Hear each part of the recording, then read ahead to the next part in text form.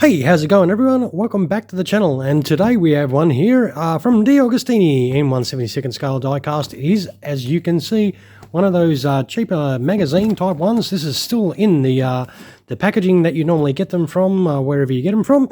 And this particular aircraft we can see here is a P-40, and this one is Boss's Horse, flown by Bill Reed.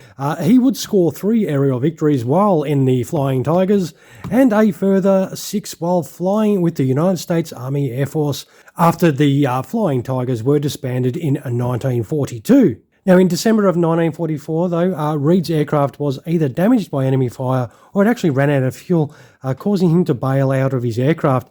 Unfortunately, as he did so, his head did strike the tail of the aircraft and he never actually got to open his chute. His body would later be found and recovered. He did die at the age of 27, unfortunately. But we have this nice P-40 of his in this packet, and it is, well, no good in this packet, but we open this up and see what we can get our hands on. Well, you know, this one is brand spanking new because we are opening this up together for the first time, if I can actually struggle with it.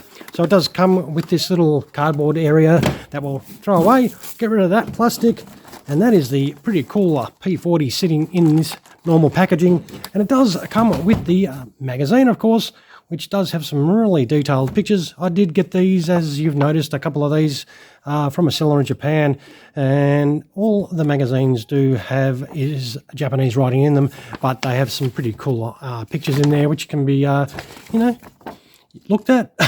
So, but of course, if you understand Japanese, you can read this magazine, but I do not. But of course, this P-40 is no good in the packet, so what we'll do is we will get this awesome looking P-40 out, and we'll peel it off maybe. Let's try and do it with our fingers. Sometimes we use a blade, this time we'll use our fingers. And of course you peel that red backing off and we have our awesome P-40 here to have a little look at. We'll get this packet to open up if it will.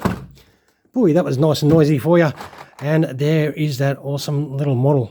So obviously you've got some landing gear options there, a propeller that we need to affix to the aircraft, the base underneath, the typical sort of routine with these, and this nice chunk of metal. It does have a little baggie that does have your tail wheel in it, but boy, this has got a fair bit of weight to it. We'll move the packet out of the way so we can check out this awesome looking aircraft. Ah, nice. Nice. Oh, you gotta love a nice mouth on an aircraft. That shark's mouth does look pretty awesome. Boss's Horse. You can see those aerial victories on the side there. Of course, there is no Mr. Reed inside this aircraft. There is no pilot figures. The actual wing details aren't too bad. It's fairly darkish in the actual colour. It's got some grey markings on it though. That does look pretty cool. We'll have a little look around this side. Very nice. So of course it's got the Chinese markings on, even though these were originally flown by American pilots. I'm sure a lot of you know the history of the Flying Tigers and the airmen that did fly the aircraft. We'll have a little look underneath. That looks pretty cool. It's got some great detail under there. Of course, we've got to stick that tail wheel in. And the landing gear options. For a budget model, these are fairly decent.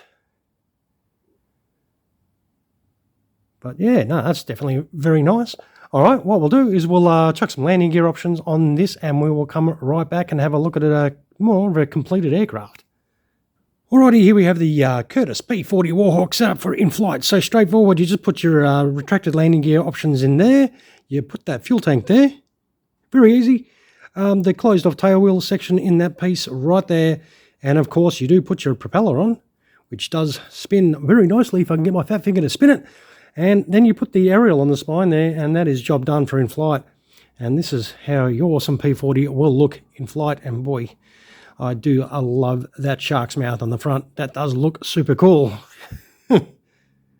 And of course, if you do want to put it on the stand, unfortunately, that tank does cover the stand hole. This is the stand you do get. And yeah, you do have to remove that tank here if you want to chuck it on the stand, which is a very straightforward process. You just stick it in your good old stand hole, and it does have some little details on the base there, and then you just chuck it on the deck, and that is your P-40 Warhawk setup in flight, ready to go, and it does look pretty cool. But of course, I like to see mine with gear down, so what we'll do is we will chuck some landing gear on this and come right back and check this out, gear down. Alrighty, here we have the P-40 set up for gear down. Very straightforward. You just put your landing gear in their positions. There's just 2 holes. You just push the landing gear in those 2 holes. You can put your fuel tank back on, which is always good. There's no great detail in the wheel wells, or the landing gear itself is pretty simple as well. Very basic. There's no massive amount of detail on this. Look, it is not an expensive model, as I've said. These are a cheaper type model. Very good for the entry-level collector. Great for kids. The tail wheel you just put in, of course, the extended tail wheel drops straight in the hole. And that is job done. That is your P-40 Warhawk set up for gear down. And of course it should, hopefully, sit on its landing gear without any drama, which it does. So I reckon it does look pretty cool though. As I said, for a budget model, don't expect, you know, super high quality detail or anything like that. You're only paying generally, well, I paid around, I think it was $25 or something like that when I bought this, of course. And generally, if you're looking at say, a Hobby Master or a Corgi equivalent, you're going to be paying $100 or more.